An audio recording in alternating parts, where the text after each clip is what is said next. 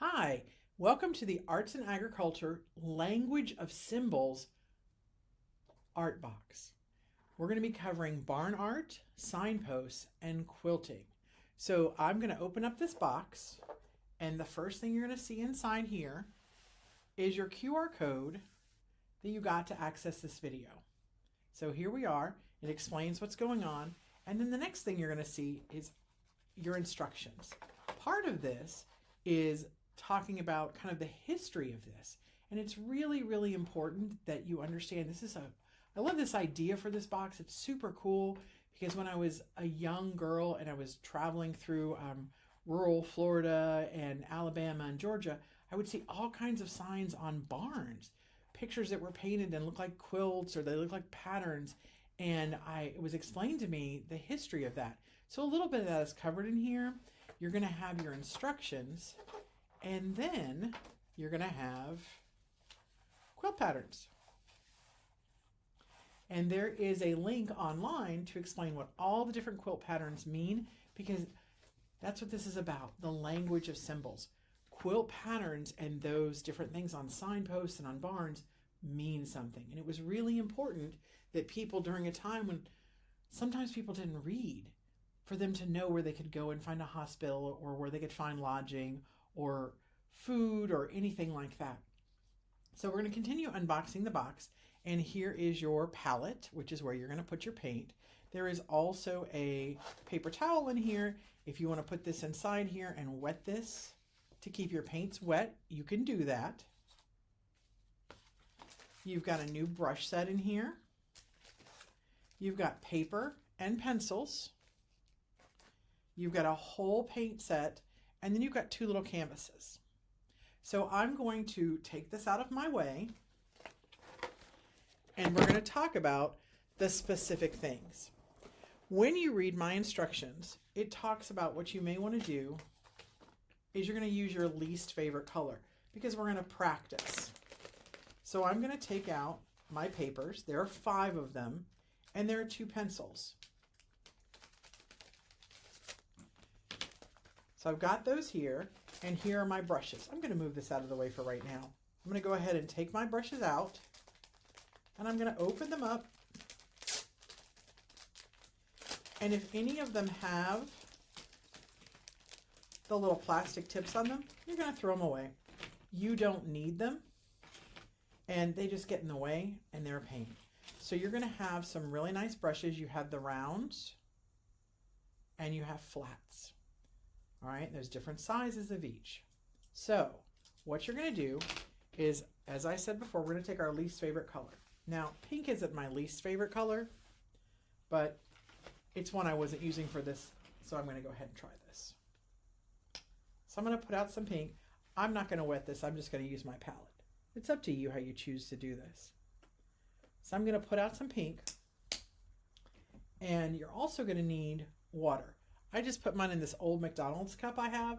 You can use a red Solo cup. You can get a disposable water bottle. Whatever you want that'll make it easy for you. It doesn't have to cost anything. You just want to find something old that you can recycle and give a new purpose to. On your brush, if you feel it, you'll feel that it's very, very stiff and pointy. That's the sizing. So the first thing you're going to want to do is when you're using a brush, you're going to want to get rid of that sizing. It just keeps the brush very pretty for when the brush is traveling. And I'm going to take this paint, I'm going to load up half of my paint on this side of my brush, and I'm going to play with this. I put down this colored area so you can kind of see the different things I'm doing. And what you want to do is you want to play with your paintbrush. These are great because if you kind of do this and you place your hand on here and then you just do a pull, you can get a nice straight line. My brush is a little wet, so I'm going to remove some of that water, and then I'm going to go over here, and my color should be a little more saturated. So I'm going to take this, and I'm just going to pull, and because the brush is flat, I get a nice straight line, which is great for this particular art kit that we're doing. If I want to continue this line, I just overlap it a little bit, and then I just pull until it gets inconvenient for my hand. I'm going to tidy up this part here where it's a little uneven. So play with your paintbrushes and learn how to use them. That's really important. People always talk about, oh, well, I don't know how to use paintbrushes, or these are kind of fancy paintbrushes. What you really want to do is just play with them. That's what art is. It's about playing and giving yourself a chance to be creative. So I like these rounds. I can do all kinds of sorts of things with these. If they're pointy, I can make a straight line. I like them because I can make them fat or thin. If I press down more, if I pull them up, I can do those kind of things. The thing that I like about the straight, which again is called a flat, the straight paintbrush, is that I talked about using it this way, but if you turn it this way, you can also make some really nice thin lines. So you want to practice with your paintbrushes and kind of learn what each paintbrush does and how it works for you and what is best for you. As I mentioned, I'm going to move these out of the way. As I mentioned, I gave you paper. So there are 5 pieces of paper here, and it's a watercolor paper, so it's a pretty sturdy paper, and it'll take paint well. In the end, what we want to do is we want to create a quilt block on one of our canvases, but this gives you ample time to practice. So I'm going to take my patterns here now,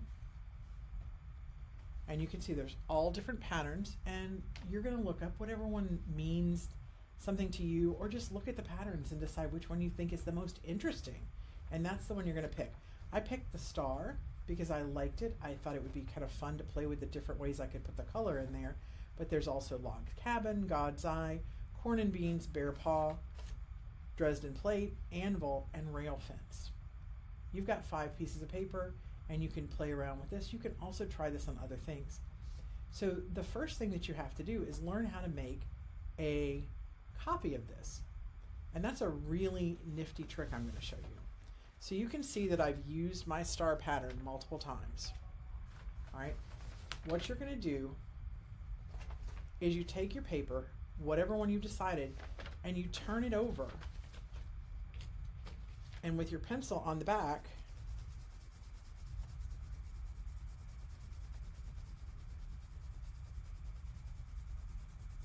you're just going to add pencil mark. And this is the cardboard is picking up the design here. If you don't like that, you can put some paper underneath it.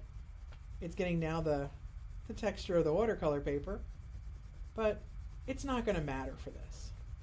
So I just want to get a good layer of graphite on here, of pencil mark. I don't have to do the whole thing. I just need to do it so that I'm covering the design that I want to use. And we're going to create a transfer. An art teacher friend of mine taught me this, and I thought, wow, that's a magic trick. When you want to draw something and you are kind of concerned how to do it, or you don't know how to do it, if you put it on a piece of paper, you can do this, then you flip it over, and I'm just going to get one piece of paper here, and I'm going to center this kind of in the middle of the paper, because when I'm done, I should end up with a piece that'll be pretty nice. So I've taken this part with the pencil and I put it face down. The pencil is face down on top of the paper. And now all I'm going to do is trace. So I'm holding it pretty steady. If you say, well, I don't have steady hands, you can tape it on there. Whatever you need to do to make it easy on you. It's always important to think about, how can I make myself be successful with this? And if taping it down makes it easier on you, you tape it down. So now I'm tracing it, and I'm going to go back in this direction.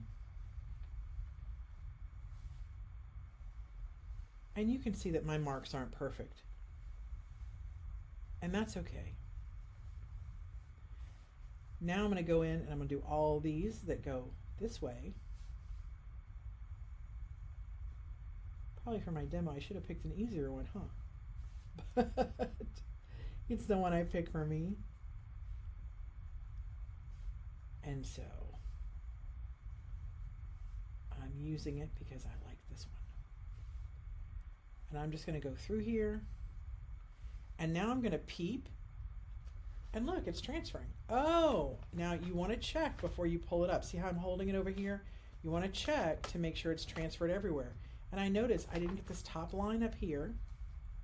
So I'm going to fix that real quick. And I didn't get these 2 boxes. So now I'm going to hold it, and those are fixed. And I'm going to hold it on this side, and I'm checking this side. And when I pull it up, I have my pattern, and my pattern is transferred. And so it's a great way that you can transfer anything that you want to draw or paint, and you don't have to find transfer paper. It's just a real great trick she taught me, and I love that.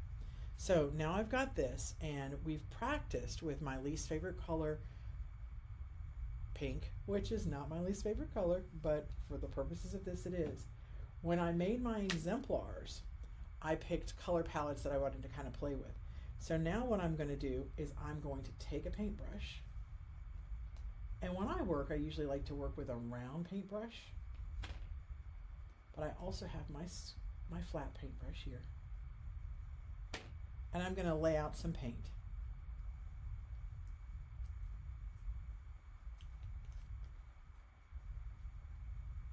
I didn't take the cap off my paint, so I'm kind of doing it the wrong way, because a lot may come out.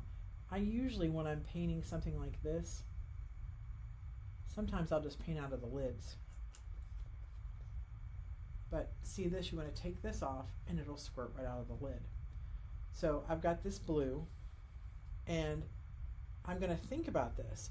And part of the beauty of quilting is people would use scraps, and they would have to think about, well, where does the color go? Where do I want this particular piece? Or this piece is big enough to fill in this space, so I'm going to put that there, because they were very good about using things over and over again and trying to get as much reuse out of them as possible. So I put my paint on here, and now I have to figure out where I'm going to make it blue. What I may want to do is think about the pattern and how I want the pattern to come together. So I think I'm going to put some blue here, and maybe I'm going to put blue here, and then I'm going to match it on the other side. And I'm just kind of marking out where I want that blue to be. And I think I want this to make all of these little pointy shapes. So I'm just marking it.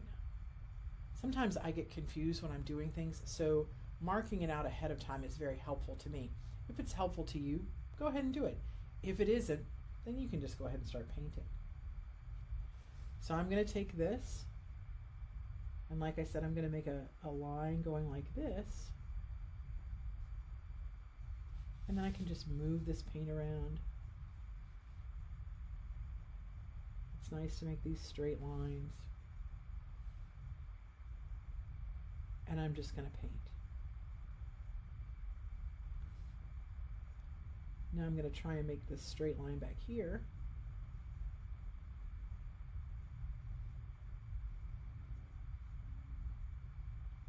With the side of my brush. And that came out pretty good. Sometimes it's really easier to kind of block in your shape,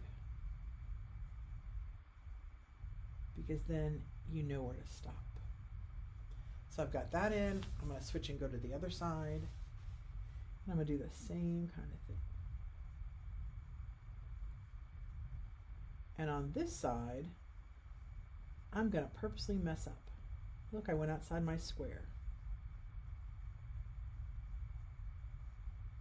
But we're using acrylic paint, and the beauty of acrylic paint is that you can cover. Now, I did kind of a bad job here, so I'm going to take my little round, and maybe I'm going to touch that up a little bit, make that look a little tidier. And I clearly need to paint this, so I'm going to paint that.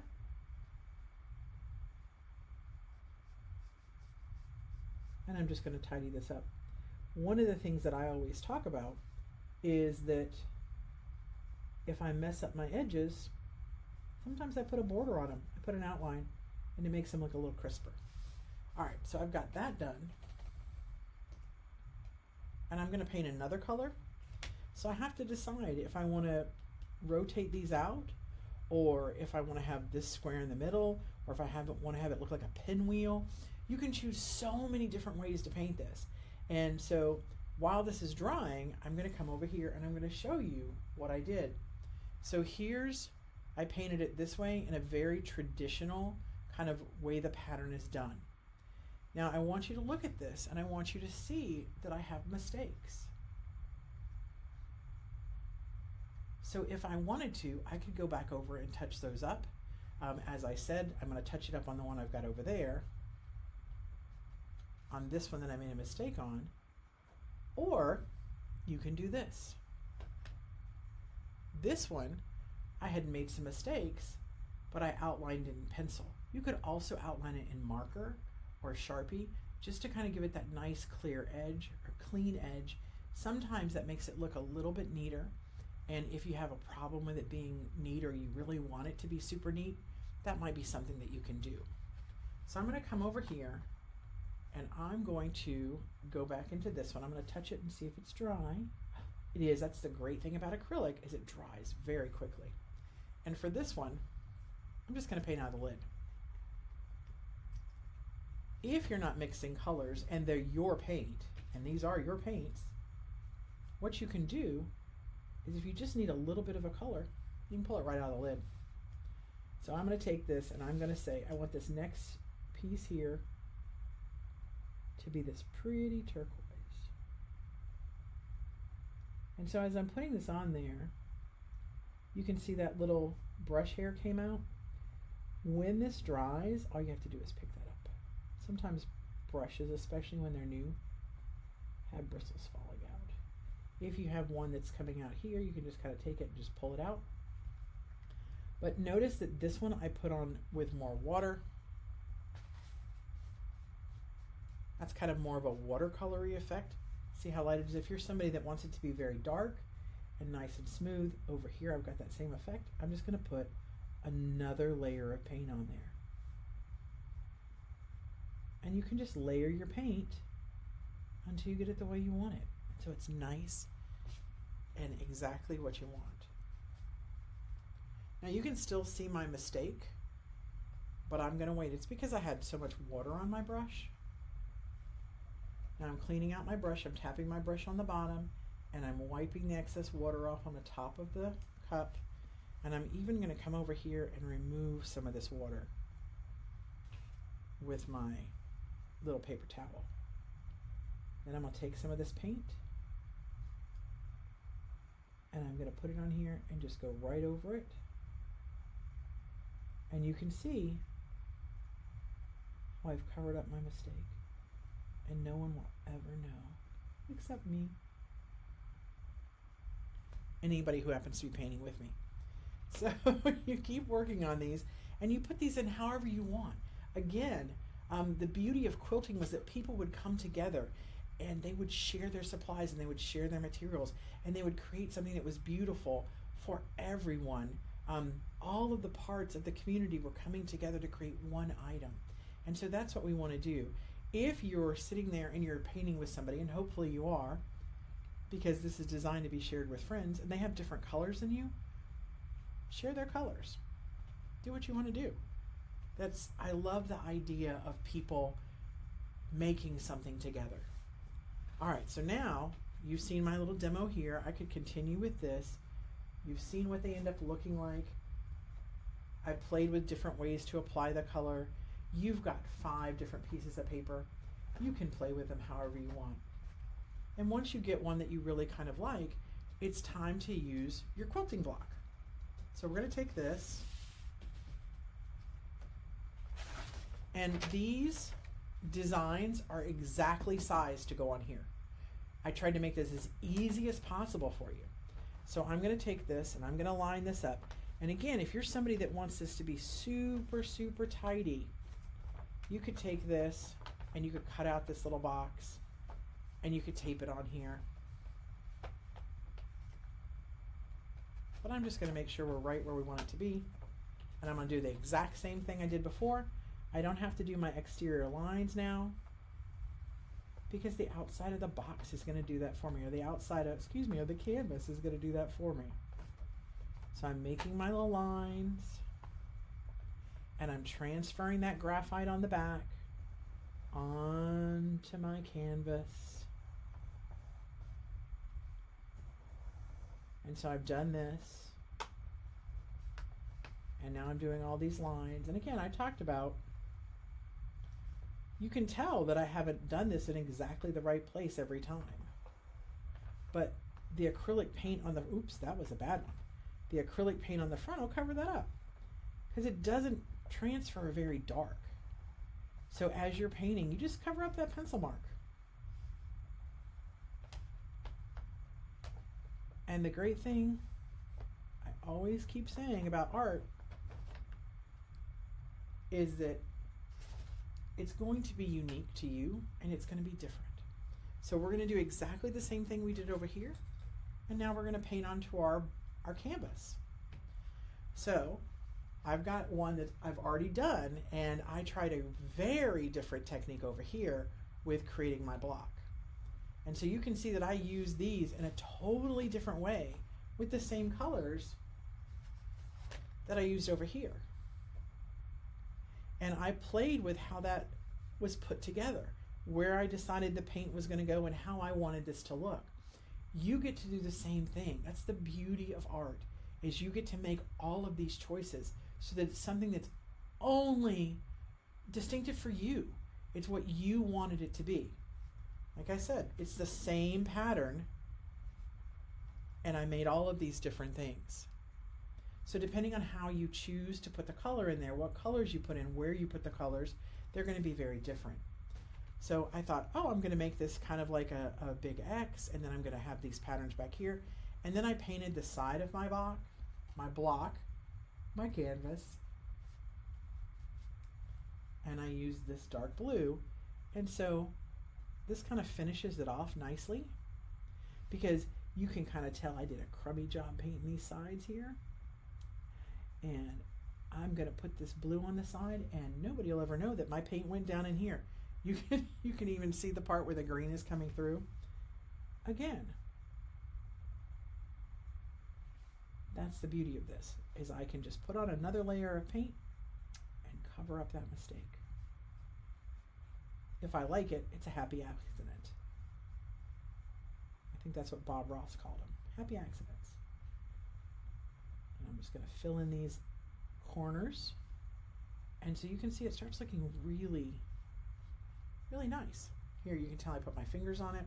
But you want to put a couple of thin coats if you're going to finish the sides like this.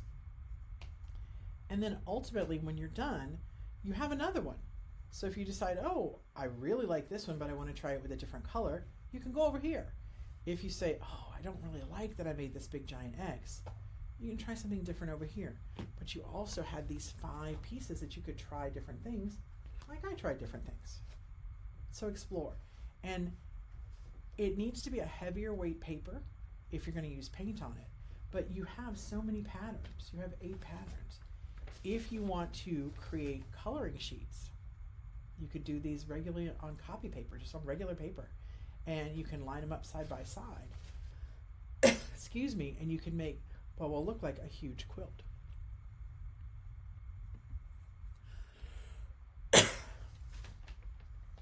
What I'd like you to do is, when you're done with your project and you have 2, pick the one that you like and keep that one for you.